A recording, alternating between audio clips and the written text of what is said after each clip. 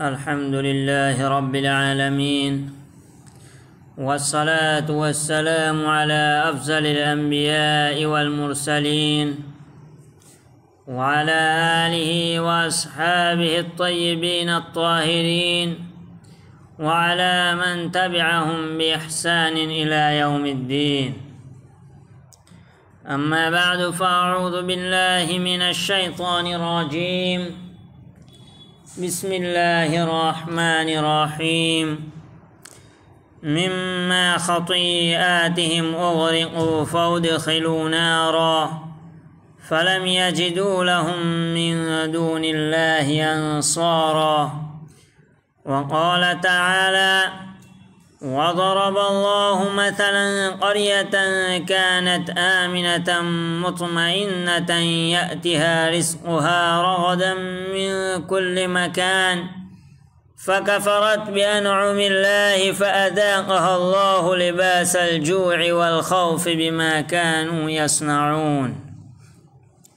وقال تعالى: ظهر الفساد في البر والبحر بما كسبت أيدي الناس ليذيقهم بعض الذي عملوا لعلهم يرجعون. عن ثوبان رضي الله تعالى عنه قال: قال رسول الله صلى الله عليه وسلم: لا يزيد في العمر إلا البر ولا يرد القدر إلا الدعاء وإن الرجل ليحرم الرزق بالذنب يصيبه. رواه ابن ماجہ او قال كما صلی اللہ علیہ وسلم. محترم اور معزز سامعین کرام،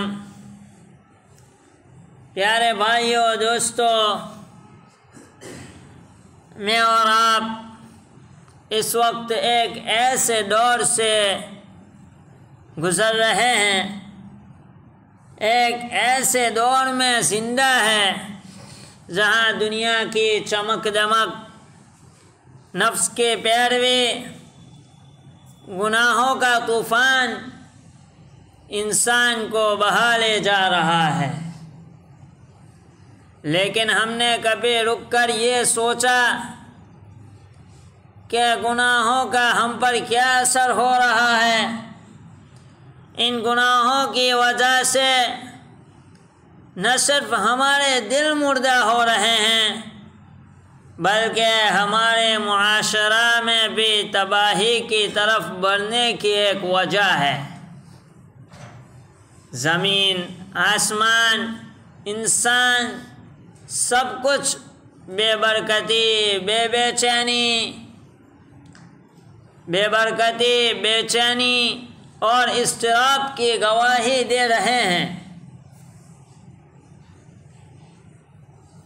آج ہم غور کریں گے اپنی زندگی میں تو ہم میں سے ہر ایک کا حال یہ ہے کہ ہم کسی نہ کسی پریشانی میں مبتلا ہے۔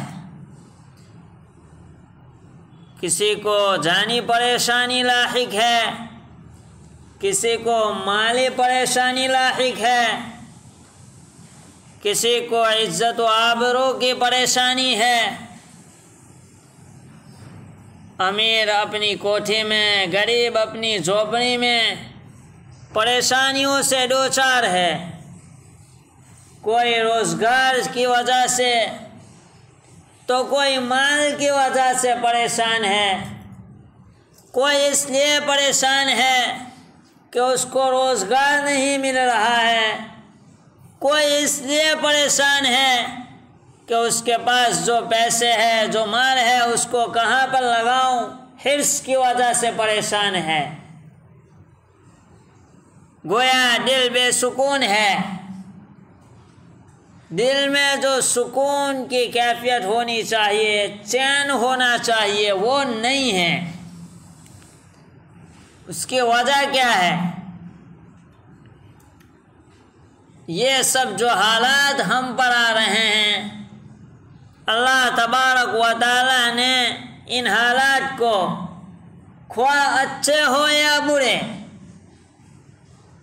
انسانی اعمال سے جوڑا ہوا ہے، انسانی اعمال کے ساتھ حالات وابستہ ہے، یعنی کہ اگر ہم اچھے اعمال کریں گے ہمارے حالات اچھے ہوں گے، اگر ہماری زندگی میں اللہ تبارک و تعالیٰ کے احکامات کی پابندی نہیں ہے، اللہ اور اس کے رسول کی فرما برداری نہیں ہے، تو پھر ہمارے حالات اچھے نہیں ہوں گے۔ قرآن کریم میں اللہ تبارک و تعالیٰ فرماتا ہے ظہر الفساد فی البر والبحر بما کسبت ایدی الناس لیذیقہم بعض الذی عملوا لعلہم یرجعون، کہ خشکی اور تری میں لوگوں کی بدعمالیوں کے باعث فساد پھیل گیا، اس لیے کہ انہیں ان کے بعض کرتوتوں کا پھل اللہ تبارک و تعالی چکھا دے، ممکن ہے کہ وہ باز آ جاوے۔ یہ حالات ہم پر اس لیے آتے ہیں کہ ہم سبق سیکھ لیں، اللہ تبارک و تعالیٰ کی فرما برداری اور اطاعت کرنے لگے۔ قرآن کریم میں جگہ جگہ اللہ تبارک و تعالیٰ نے ایسے آیات کا تذکرہ کیا ہے، چنانچہ اللہ تبارک و تعالیٰ فرماتا ہے وَمَا أَصَابَتْكُم مِّن مُّصِيبَةٍ فَبِمَا كَسَبَتْ أَيْدِيكُمْ وَيَعْفُو عَن كَثِيرٍ، کہ تمہیں جو کچھ مصیبتیں پہنچتی ہیں، تمہیں جو کچھ تکلیفیں پہنچتی ہے، تم اگر حالات سے دوچار ہو تو وہ تمہارے اپنے ہاتھوں کے کرتوتوں کا بدلہ ہے، یعنی کہ ہم اللہ تبارک و تعالیٰ کی فرما برداری نہیں کر رہے ہیں، ہم اللہ تبارک و تعالیٰ نے جو کرنے کو کہا ہے وہ نہیں کر رہے ہیں، اس لیے ہمارے حالات اچھے نہیں ہیں، اور وہ تو بہت سے باتوں سے درگزر کرنے والا ہے۔ وَيَعْفُو عَن كَثِيرٍ، کہ اللہ تبارک و تعالیٰ بہت سارے گناہوں سے تو بہت سارے ہمارے کرتوتوں سے تو درگزر کرتا ہے، اور تھوڑے بہت کرتوتوں کی سزا ہمیں جو دے رہا ہے وہ بھی اس لیے ہے کہ ہم سدھر جائیں۔ اللہ تعالیٰ تو رحمان ہے، رحیم ہے، پھر اللہ تعالیٰ ہمیں تکلیف کیوں پہنچائے گا؟ اللہ تعالیٰ تو ہمیں اپنی ماؤں سے زیادہ محبت کرتا ہے، لیکن جو ہمیں تکلیفیں پہنچتی ہے وہ ہمارے کرتوتوں کی وجہ سے ہے۔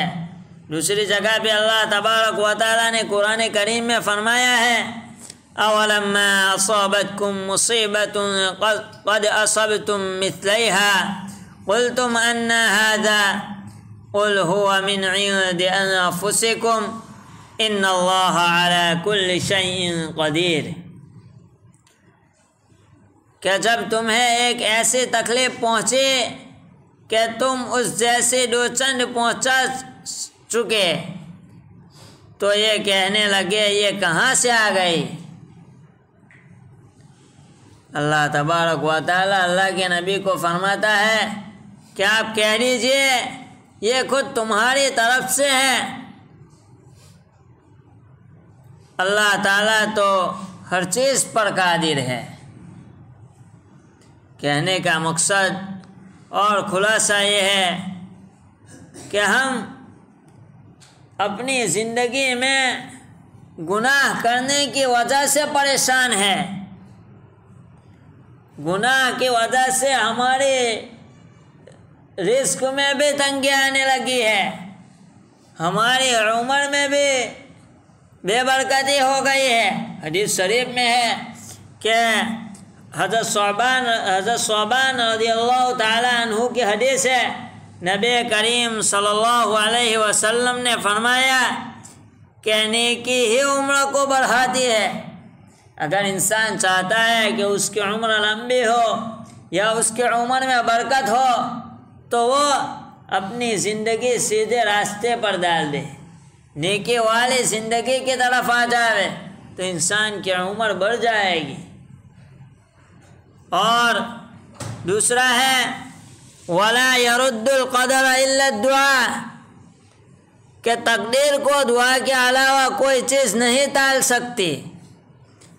تقدیر تو ایک ایسا موضوع ہے جو یہاں چھیڑنے کے لائق نہیں ہے، لیکن آپ کو اتنا بتلا دوں کہ اللہ تبارک و تعالیٰ نے جو لکھ دیا ہے وہی ہونے والا ہے ہر انسان کے لیے۔ البتہ انسان اگر دعاؤں کی پابندی کرتا ہے تو دعا تقدیر کو بھی بدل سکتی ہے۔ اگر ہم اپنی زندگی میں نیکیاں کریں گے اور اس کے ساتھ دعاؤں کا بھی اہتمام کریں گے، ہم جو چیز مانگیں گے اللہ تعالیٰ ہم کو عطا فرمائے گا۔ اور تیسری چیز حضرت ثعبان رضی اللہ تعالیٰ عنہ کی حدیث میں ہے وَإِنَّ الرَّجُلَ لَيُحْرَمُ الرِّزْقَ بِالذَّنبِ يُصِيبُهُ، کہ کبھی کبھی آدمی اپنے گناہوں کی وجہ سے ملنے والے رزق سے بھی محروم ہو جاتا ہے۔ یعنی کہ یہ رزق تم کو ملنے والا تھا۔ اگر کوئی تجارت کا کام کرتا ہے، اگر کوئی تاجر ہے تو اس کی چیزیں بکنے والی تھی، لیکن اس کے گناہوں کی وجہ سے اس کے پاس گاہک آنے بند ہو گئے۔ یہ تو ایک چھوٹی سی مثال ہے۔ کہنے کا مقصد یہ ہے کہ کبھی کبھی انسان کو جو چیز ملنے والی ہوتی ہے، رزق میں تو صحت بھی داخل ہے، عمر بھی داخل ہے، چین سکون بھی داخل ہے، گھر بھی داخل ہے، کھانے پینے کی چیزیں بھی داخل ہے، تو جو رزق ہمیں ملنے والا تھا وہ ہمارے گناہوں کی وجہ سے ہم سے لے لیا گیا۔ تو اپنی زندگی میں اگر چین سکون چاہتے ہو تو بہترین راستہ یہ ہے، بہترین طریقہ یہ ہے کہ اللہ کے بتلائے ہوئے طریقے پر چلنا ہے۔ صراط مستقیم پر چلیں گے تو ہم دنیا میں بھی کامیاب ہوں گے، دنیا میں بھی ہمارے حالات اچھے ہوں گے، اور آخرت تو ہے ہی سنورنے والی۔ اللہ تبارک و تعالی ہم سب کو گناہوں سے بچنے کی توفیق عطا فرماوے اور صراط مستقیم پر چلنے کی توفیق عطا فرماوے۔ وآخر دعوانا الحمد للہ رب العالمین۔